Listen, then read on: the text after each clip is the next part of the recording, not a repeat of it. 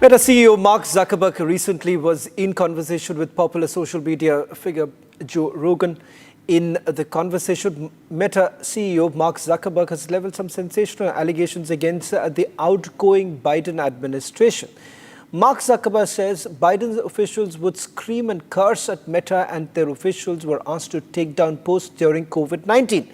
This perhaps is not the first time Mark Zuckerberg has leveled such allegations against the Biden administration. Back in August, he wrote in a letter to the Republican-led House Judiciary Committee saying the administration pressured Meta to censor COVID-19 content. He added that he ended up regretting some of the decisions he made following those requests.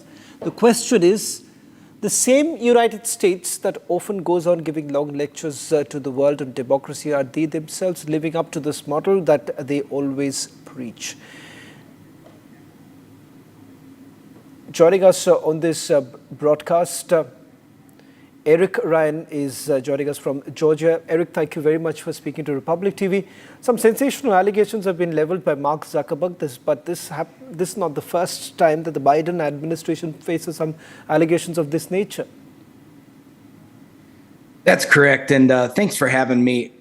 So this whole cat and mouse game with the tech industry and the Biden administration has been going on for some time, basically since Biden took office.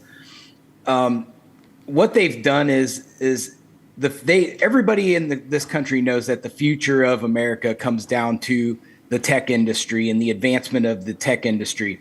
And social media is the biggest push for information in this country. So when you have Mark Zuckerberg, who is trying to build Meta and trying to expand the uses of Meta, the government looks at it as, well, this is our opportunity to control our narrative when it comes to our policies and anything that they want to try to implement to get American people to think a certain way. So in sense, it's a power struggle between the tech industry and the Biden administration as to who controls the narrative. The problem with Zuckerberg that he has is the narrative runs through the government.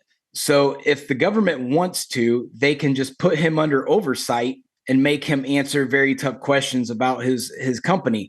So what Zuckerberg did was he played the safe game and cooperated during COVID. And like he said in the interview, that at first he was sympathetic towards the needs of the government because at that time COVID was still new and he wanted to help prevent the misinformation. And so he did sway that way. Once he swayed that way, then the government had him in their grasp to continue to keep Meta under close wraps. Eric, the magnitude of the issue that has been raised by Mark Zuckerberg also perhaps raises questions of the manner these big tech companies are essentially working. The fact that you are following the narrative that has been made or pushed through by an administration is a big cause of concern. That shows it is open to manipulation. Oh, absolutely. If Trump wanted to manipulate the tech industry, he has every capability to do so. So it can go both ways. As what we're seeing in the Trump transition, the tech industry has jumped out there and they have donated a lot of money to his transition team.